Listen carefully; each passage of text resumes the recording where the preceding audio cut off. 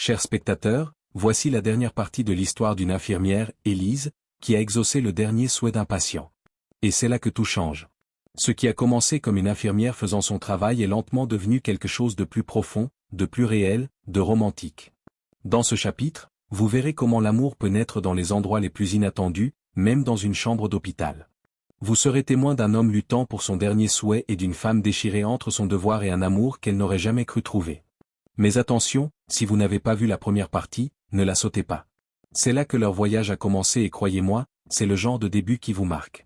Consultez le lien dans la description, le commentaire épinglé ou cliquez sur la carte ci-dessus pour regarder la première partie avant de continuer.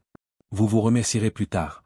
Maintenant, préparez-vous car ce que vous allez voir est une histoire d'amour, de chagrin et de sacrifice.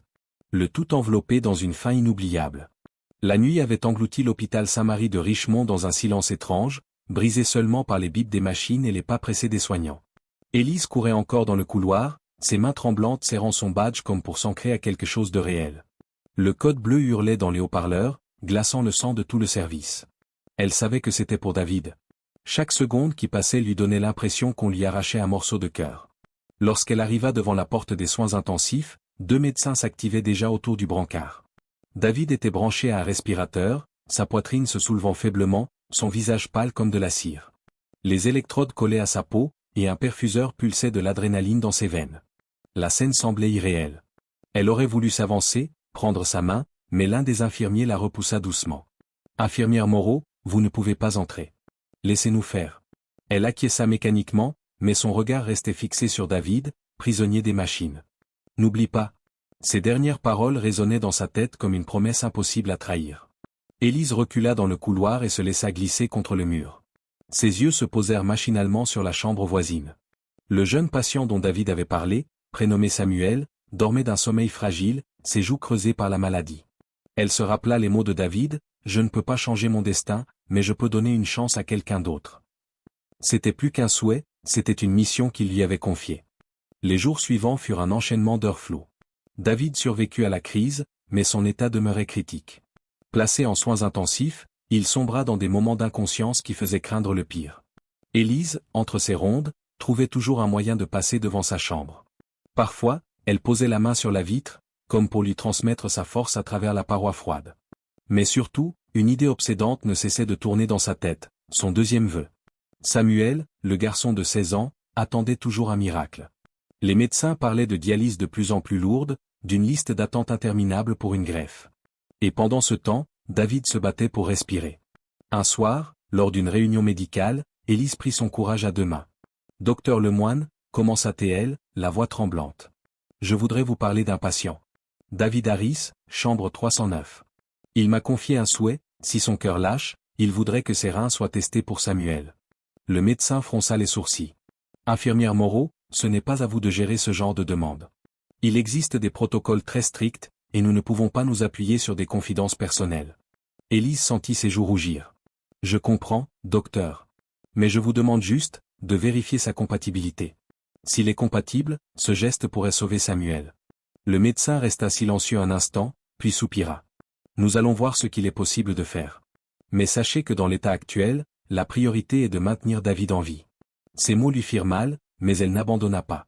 Les jours s'étiraient comme des fils trop tendus. Chaque matin, Élise retrouvait David, parfois éveillé, parfois absent, son souffle mécanique couvrant ses paroles inachevées.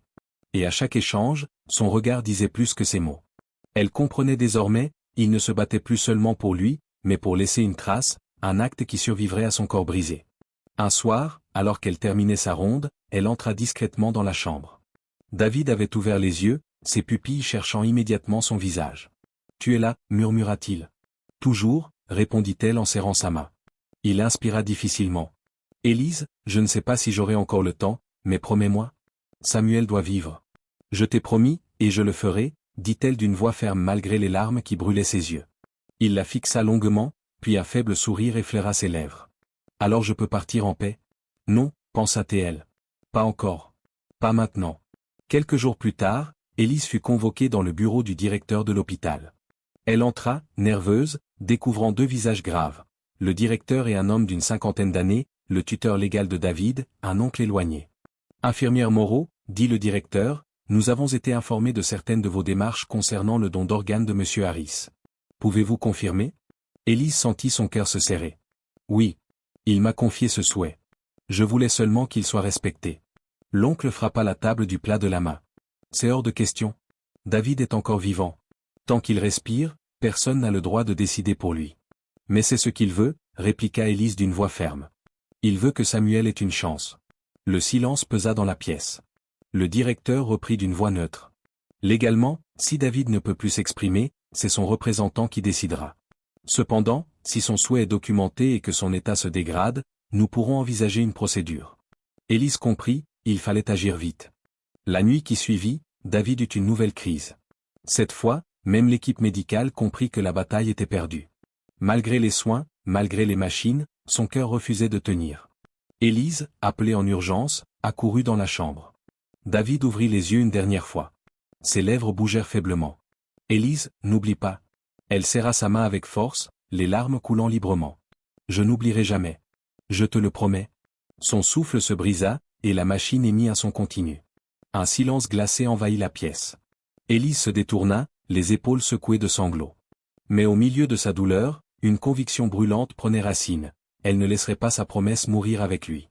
Les semaines suivantes furent une épreuve. L'oncle de David avait d'abord refusé catégoriquement. Mais Élise, armée du carnet que David écrivait chaque soir, insista. Dans ces pages, il avait noté ses vœux, ses pensées, et surtout son désir d'aider Samuel. Confronté à ces preuves, l'oncle finit par céder. Le processus fut enclenché. Les médecins confirmèrent la compatibilité, les reins de David pouvaient sauver Samuel. Le jour de la greffe, Élise resta à l'hôpital, incapable de partir. Elle accompagna Samuel jusqu'à la salle d'opération, lui tenant la main. Tu sais, lui murmura-t-elle, quelqu'un a cru très fort en toi. Il voulait que tu vives. Le garçon la regarda avec un faible sourire. Alors je vivrai pour lui. Ces mots résonnèrent comme une victoire silencieuse. Les mois passèrent. Samuel reprit des forces. Sa peau reprit des couleurs, son sourire devint plus franc. Un matin, alors qu'il se promenait dans le jardin de l'hôpital, il s'arrêta devant Élise. « Merci, dit-il simplement. » Elle hocha la tête, incapable de retenir ses larmes. Ce merci n'était pas seulement le sien, c'était aussi celui de David, vivant à travers lui. Pour Élise, la douleur de la perte restait vive, mais elle avait compris une chose. Parfois, aimer quelqu'un, ce n'est pas le garder, mais honorer ce qu'il a voulu transmettre. Un an plus tard, Élise revint dans la chambre 309. Elle y entra seule, la lumière du soir caressant les murs. Sur la table de chevet, elle avait posé une petite photo de Samuel, souriant, en pleine santé. Elle murmura. « Tu vois, David? Tu n'es pas parti pour rien. » Un souffle apaisant sembla traverser la pièce. Élise sortit alors du service, son badge cliquetant comme toujours. Mais désormais, chaque pas avait une autre résonance, celle d'une promesse tenue, d'un amour silencieux qui avait trouvé sa forme la plus pure. Chers spectateurs, parfois, la vie rapproche deux âmes brisées pour qu'elles trouvent ensemble un chemin vers la guérison. Élise n'était qu'une jeune infirmière accomplissant son devoir. David n'était qu'un patient à qui l'espoir semblait avoir échappé. Mais dans cette chambre d'hôpital silencieuse, quelque chose de profond a pris naissance. Un amour discret qui a apporté la paix à un homme et offert une seconde chance à un adolescent. David n'a peut-être pas eu une longue vie, mais il a choisi d'utiliser le temps qui lui restait pour offrir un avenir à quelqu'un d'autre. Voilà ce qu'est l'amour. Voilà ce qu'est le sens de la vie. Et Élise nous a montré qu'au-delà de la perte, il existe une manière de garder vivante la mémoire de ceux que nous aimons, en continuant à vivre avec compassion, courage et cœur. Que cette histoire nous inspire tous. Parfois, les plus grandes histoires d'amour sont celles qui s'achèvent trop tôt, mais qui laissent une empreinte éternelle. Si cette histoire a touché votre cœur, laissez un commentaire pour nous dire que vous en voulez davantage. C'est ainsi que nous saurons que vous êtes prêts, car très bientôt une nouvelle histoire bouleversante viendra éveiller vos émotions. Vous ne voudrez pas la manquer. Alors aimez cette vidéo, abonnez-vous et activez la cloche des notifications. On se retrouve très bientôt pour la prochaine.